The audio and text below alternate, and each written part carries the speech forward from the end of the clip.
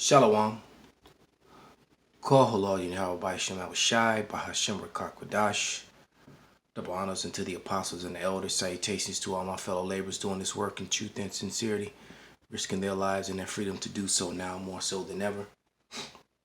To the scattered, hopefully elect, that are scattered among the heathen nations around the four corners of the world, the globe, that be like unto the speckled bird, to the aquaf that are listening and learning to you, I say shalom. This is your brother Malcolm coming at you with another lesson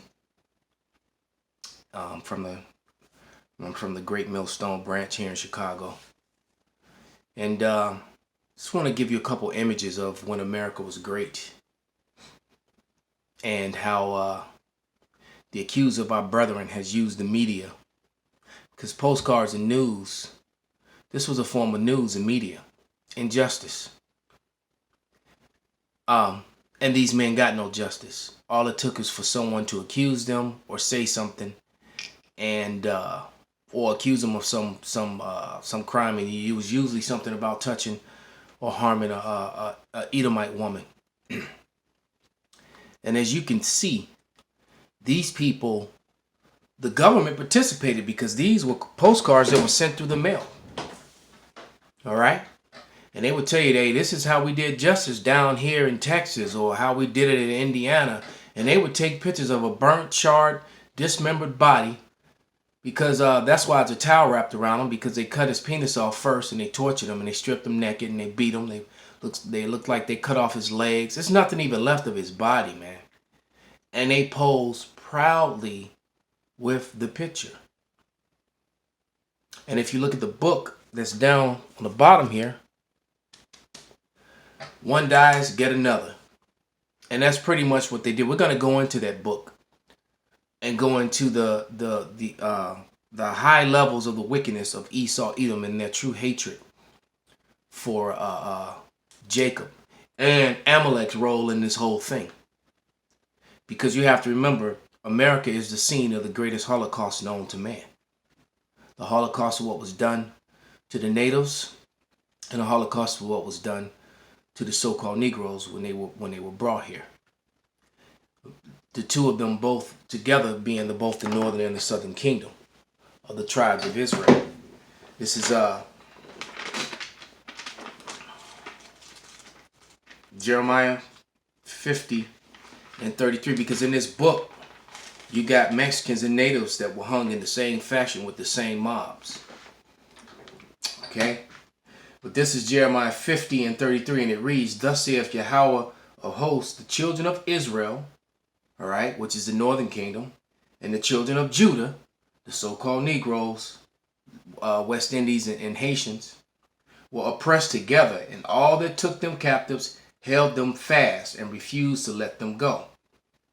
But this is what E didn't count on or forgot about, didn't read the fine print. Verse 34. "Their Redeemer is strong. Yahweh of hosts is his name. He shall thoroughly plead their cause, that he may give rest to the land and disquiet the inhabitants of Babylon." So these riotous crowds that gathered to enjoy in the blood, and in the accusing of our brethren, they're gonna pay for it with their own blood. Thus saith the Bible. Not us, and not at the hand of us. All right? Well, at least not at first. All right, because the Lord is gonna raise up the children of Israel to have vengeance upon their enemies. All right? The Lord is gonna do that. No one else. All right? In this book that's on the bottom, "One dies, go get another," is by Matthew J. Mancini, and basically it's about the 13th Amendment, which was in strong effect during the time of all these hangings. All right, so you either got hanged, or you got put to labor, to backbreaking labor until they worked you to death. All right, we're gonna go into that book too. As a matter of fact, let's raise it up. All right. And you see the men jailed in these little shacks, and the prison guards with their bloodhounds and their rifles standing around, and they just pull you out of there, and they'll work you to death, literally until you die. From 1866 to 1928, the same time that all these hangings were going on. So your fate, you truly were in the valley of death. And this is after slavery. And mind you, the slave trade was set up, ran, and orchestrated by the Jewish people today. All you got to do is Google who the owners of the slave ships were. Anyone can do that. So unless they're going to do the tedious work is removing all that information, all those shipping lists and owners, all that documentation. And then I got a feeling that if they remove it, people are just going to re-upload it again. And guess what? That information was put up by Edomites. The sons of Jacob, Negroes, Latinos, and Native Americans didn't put that information up.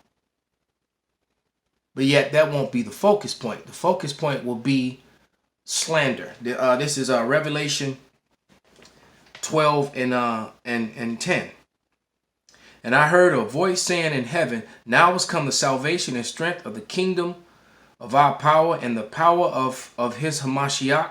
For the accuser of our brethren is cast down, which accuses them before our power day and night. And that's what and so we're at that time where they're accusing us before our power day and night. They are accusing us before the whole world day and night while we're being the victim of the crime. If you've never seen the video with Vlad interviewing Godfrey, I highly suggest that you watch it. When the video about when he goes in about reparations and how everyone get upset about when reparations are brought up. And as a matter of fact, the best version to watch is the animated version that was put up by Carlito Way. You go to the animated news channel of Carlito Way and put in that Vlad goes off on Godfrey goes off on Vlad video. All right? Because the comforts that they have here in America has been at the hand of our people. The most important inventions, including a lot of the technology that I'm using to shoot this video. But you would never know that because the way they put it in the news and the media, well, Jake didn't create anything.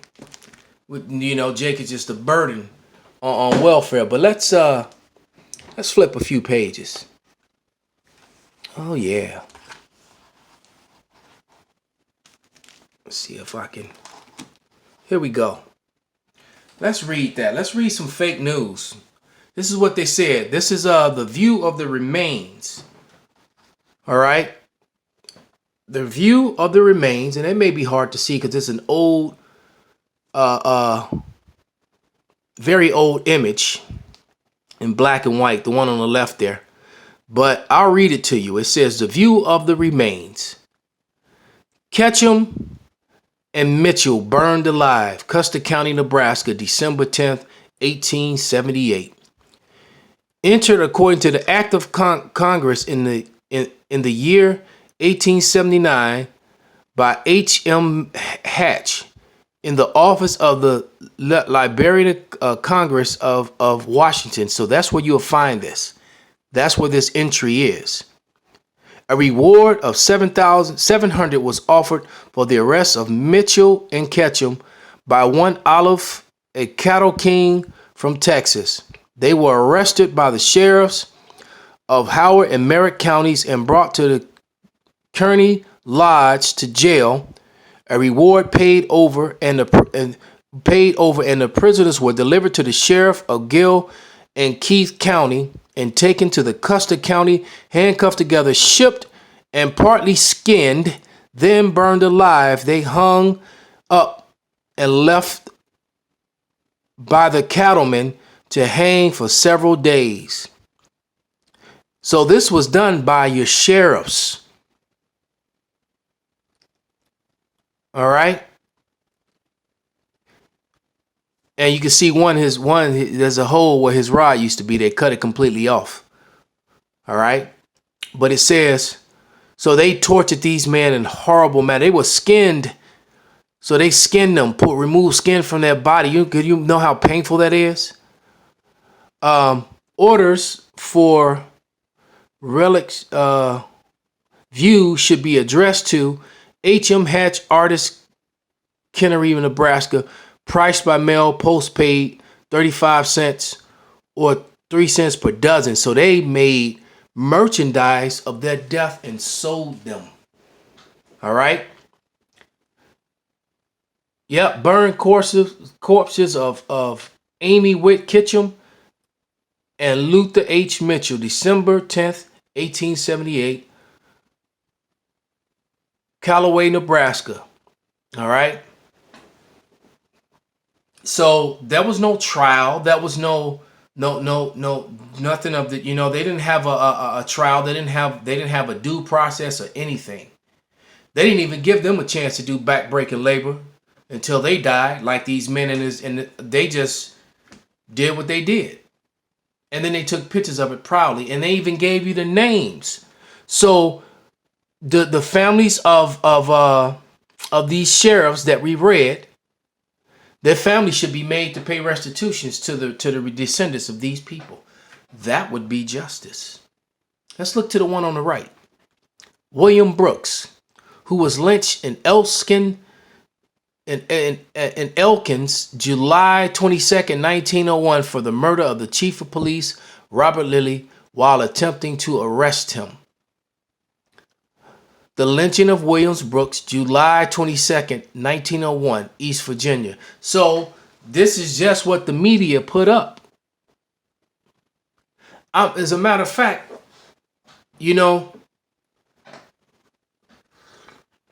I'm willing to bet that if you were to look deeply into this story, that what they're telling you has happened is not happened at all. It looks like he don't even have one of his arms. He's only got, as a matter of fact, looks like he's missing his left arm from the elbow down. His face and eyes are completely contorted and swollen. Looks like his teeth has been beaten out of his mouth.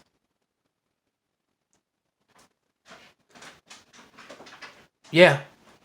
So this was another one that was tortured horribly before he died. Looked like his left foot might be missing too. It's just a pants leg hanging down. But yeah, they did horrible and unspeakable things, man, to our people. If you think there's not going to be some sort of judgment, some sort of payment for that, you're fooling yourselves, man. Let's get this scripture real quick in Wisdom of Solomon. All right, because see, they're using their media to slander and lie and build up a case. But what they fail to realize is that the book has already declared their failure, man.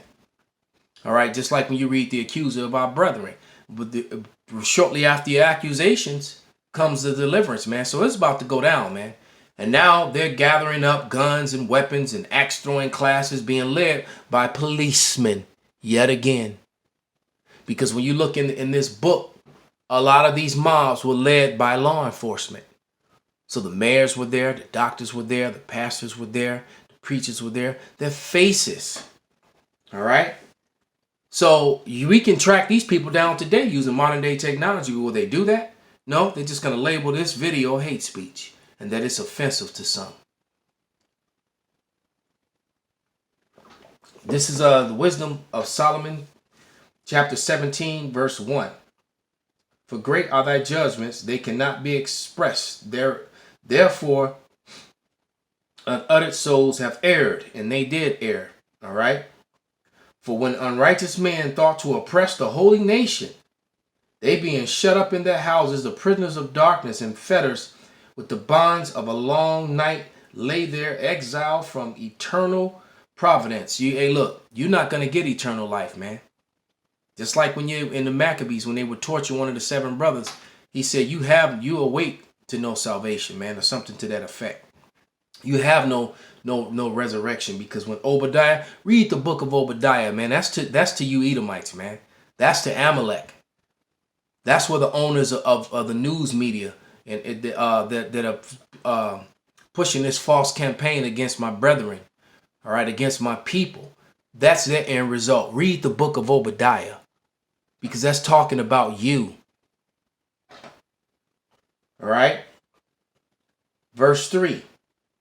For while they supposed to lie and hid in their secret sins, they were scattered under the dark veil of forgetfulness, being horribly astonished and troubled with strange apparitions, man. So when the Lord comes, man, he's going to come in all kind of manner of crazy things, like a movie, like a dark animated cartoon. All manners of torture and horror are going to come upon Esau, Edom, the heathen, and you 2/3, man. All right. And let's get another prophecy about, matter of fact, while we're reading this book, let me go back to that, see if I can find that page again.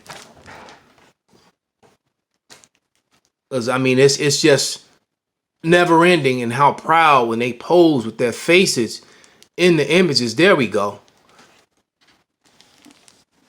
It says, as a matter of fact, let's read this letter that he wrote, what he wrote on the back of this card. It says, "This is the barbecue we had last night. My picture is the one on the left with the cross, with a cross over it.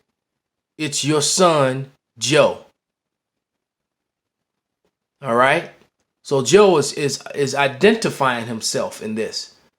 And the U.S. Post Office was the deliverer of this murder, of this unrighteous deed. And do you think the sheriff showed up to arrest this man, these people, and identify them? Hell no.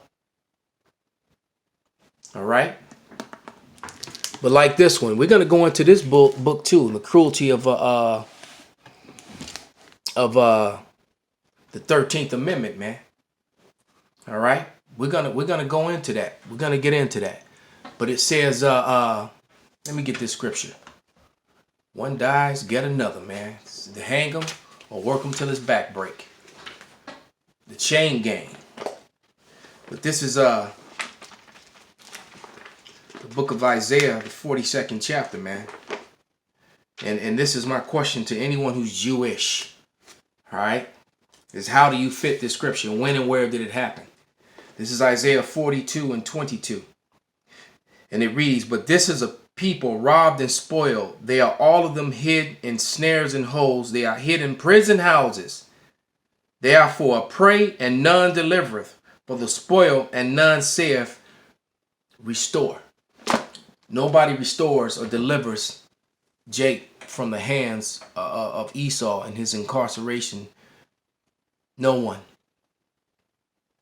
You know, and then Jake doesn't have to put together fabricated, elaborate schemes and videos of false flag events and attacks, because attacks are real, man. Jake, the number one killer, the number one murderer of the so-called black man in America is law enforcement. That's fact. The number one killer of the Gadites, of a particular race of people, the so-called North American Indian, men and female, all right, they're dying at the hand of law enforcement in untold numbers, man. So with that, I'm going to give all praises, going honor unto Yahweh Shem Shai, Wa Abba Babal. Shalom.